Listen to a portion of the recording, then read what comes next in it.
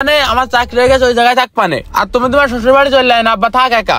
না বাপ, তুই কোনো জায়গায় যা লাগবে না, আমার জমি জায়গা যা আছে আমি অর্ধেক তোকে নামে লিখে দিবান। না না না, দিলে সব একবারে দিতে হবে, ডবল খরচ করার দরকার কি, এক খরচে তো হয়ে যাচ্ছে। আচ্ছা যা, তোরা যা ভালো মনে করিস তাই কর, জমি যা লিখে নিয়ে চাচ্ছিস নে। আমার ওই বন্ধু আছে রেজিস্ট্রি অফিসে চাকরি করে, ওই রবিবারের দিনকে ওরে কাগজপাতি নিয়ে কবানে বাড়ি আসতি। এ শাকিল, ওই শস্যের কি দেখি করলি? ওই শস্য আসতে যায় কইছে ঝাড়ি মারে সব উঠে ফেলতে, আসলে ভাবি কই?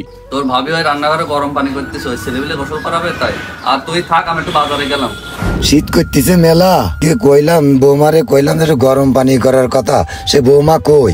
শোনো আব্বা, ওরা পানি ফানি গরম দিতে পারবে না, পারলে গাঙ্গাতে যাই ডুব দেয় সঙ্গে যাও। 2 দিন আগে আমার গালে তুলাই খাওয়াচ্ছিলি, আর এখন গাঙ্গে যেই গোসল করিয়ে আসবো?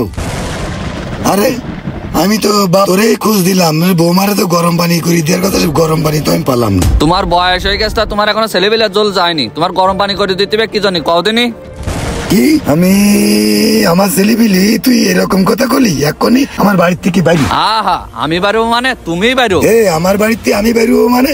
তোমার বাড়ি মানে? এটা আমার বাড়ি। কেন মনে নেই আগের দিনকে আমাকে 2 বার সব জমি জায়গা লিখে দিলে? আমার বাড়িতে আমার বাড়িতে কাছে বাইরো, আগে বাইরো, আমার বাড়িতে বাইরো। বাপ, আমি কষ্ট করিয়ে 2 সন্তান মানুষ করলাম, আজ আমার বিক্রি করি খাতে জমি জায়গা লিখে নিয়ে এখন আমার বিটে, এখন আমারই আর জায়গা হচ্ছে না। খালি কন কাকা, কথায় আছে না, এত কষ্ট করে সন্তানাদি পালন করে কিছুই পাওয়া যায় না। এখন কি করবেন কন? মানুষ আর অমানুষ তো একই রকম, সবার চামড়ার ভেতরে তো মনুষ্যত্ব থাকে না। সমস্যা নেই কাকা, আপনার চিন্তা করা লাগবে না, ভিক্ষাও করা লাগবে না। আমার বাসায় আমি একাই থাকি, আমিও একজন এতিম, বাবা নেই। আপনি চলেন আমার সাথে, আপনার দেখাশোনা আমিই করব।